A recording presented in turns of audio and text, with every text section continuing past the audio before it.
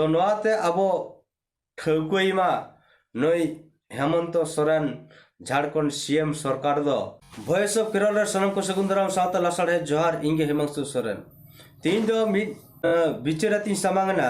जे बिचार दो नोआ कान गया जे तीन अबोन बड़ाया आदिवासी समाज रे धर्म कोड कलम लगी अड़ी तेट के आंदोड़ लगावाकाना मेनखान आदिवासी समाज रे अब आदिवासी धर्म कोड विरोध रे तिंगु हिना कोआ जहां लेका तीन आदिवासी को धर्म रना अधिकार बांग को नाम दाड़िया मा नोआ लगी अब आदिवासी होड़ गे अड़ी तेट विरोध आकार रे मेना कोआ जहां लेका अब बोन नेल दाड़िया कना जे हाले जहां 22 जनवरी 2024 रे जा अयोध्या रे राम मंदिर रामलला प्राण प्रतिष्ठा के आको नोरे अडिगान आदिवासी को अतु दिसम रे राम मंदिर प्राण प्रतिष्ठा रना मैसेज वार्ता ओड़ा ओड़ा को सेटर किया से राम मंदिर रना हासा धुड़ी हो ओड़ा रे तुलसी पीढ़े रे थापन रना थापन लगी को प्रचार पासनाव के आसे ओड़ा ओड़ा हासा को एमत को आर हो नेना अड़ीगान आदिवासी तलारे सांताल हपन अड़ी एने सिरी रस्क जाग जमो काते ना राम मंदिर उद्बोधन लगी राम लालार प्राण प्रतिष्ठा लगी नुकु अड़ी तेट को एने सिरी केदा अड़ी तेट को रस्क रमज किया मेनखान नोआते पुष्ट कना तिही नुकु सांताल को प्रमाण अचया जे तीन आदिवासी दो हिंदू धर्म रन हड़ कना तो नोआ लेकाते तीन भारत सरकार हो चया जे आर किछु दिन धर्म कोड बन इमा खान सनाम आदिवासी के हिंदू धर्म रे को हिजुआ और हिंदू धर्म रे को हेलेन खान पूरा भारत दिसम के बिटांग हिंदू धर्म रेना मारांग मेजॉरिटी नामोआ और ओनार हिसाब ते भारत दिसम में बिटांग हिंदू राष्ट्र हो बनाव गनोआ तो ओना लगी तीन अड़ीतेट आदिवासी समाज रे हिंदू धर्म लगी माने हिंदू समाज रे आदिवासी लगी वेलकम मेना और नुकु अबोरेन माने जाल चटा सताम मेन दाड़ेया किंबा सुक्री तिना मेन दाड़ेया नुकु को सामान्य जम न्यू खातिर तीन आकवा मान सम्मान इज्जत समाज रेना मान इज्जत तीन धर्म बांग नाम रेना लेका को कुरमुटु को छुटेना एने सिरिन तलाते ना राम मंदिर उद्बोधन रे को गड़ को एम के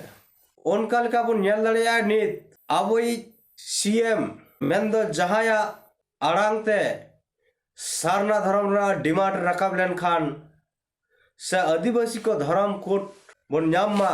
नोआ लगित आवाज रकाब लेन खान अड़ी लागे अड़ी उसरा से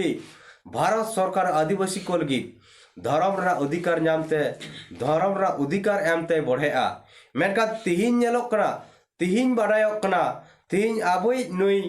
सीएम झारखंड सीएम हेमंत सोरेन दो मिटांग राम भक्त कनाय नुई दो हिंदू समाज ए अपनार कदा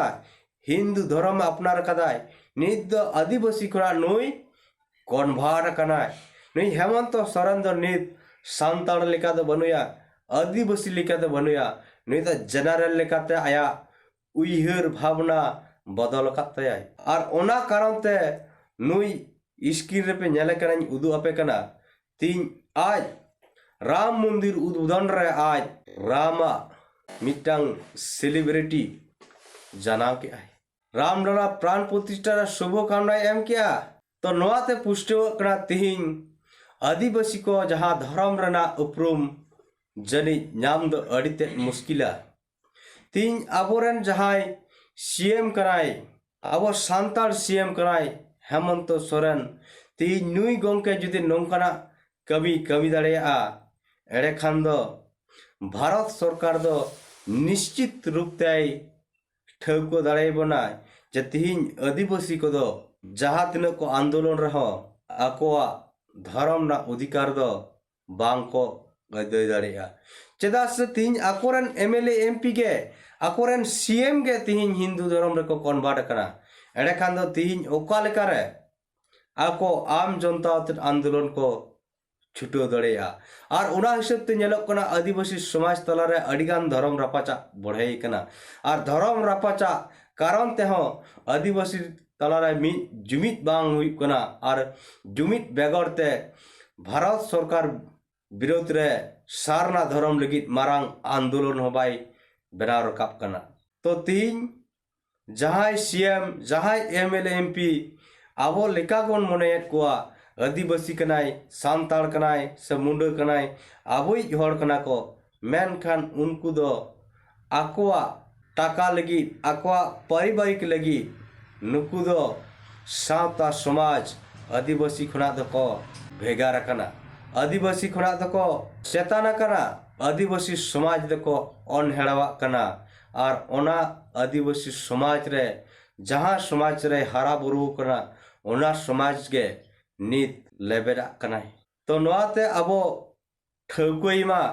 नई हेमंत सोरेन झारखंड सीएम सरकार दो दाराय कान दिन रे नई जाय राज मची रे दुड़ुब कना नोआ मची खड़ा दो बन और न्यूरिमा 2024 रेगे नई सीएम बन और न्यूरिमा बांखान अबोआ अस्तित्व आदिवासी अस्तित्व बांचाव से आदिवासी अधिकार नाम दो अड़ीते मुश्किला जहाँ लेका नई झारखंड विधानसभा रे आदिवासी ओब्लिक सारना धर्म बिल पास का आय कारण दो निये के बढ़ाया का नई दो हिंदू धर्म में अपनार कर आय और बाकी आय रेन एमएलए एमपी जहाँ सांताल आदिवासी कना को उनको तो क्रिस्टान धर्म को अपनार करा ओनाते नुकु ओकोय हेबा को चई कना जे आदिवासी के अधिकार आदिवासी धर्म ना उपरूम भारत सरकार एमा कोमा ओना लगी ओना लेकाते नित हबी अब भारत सरकार धर्म ना उपरूम बा एमा बोन कना एनेखान मा सनाम को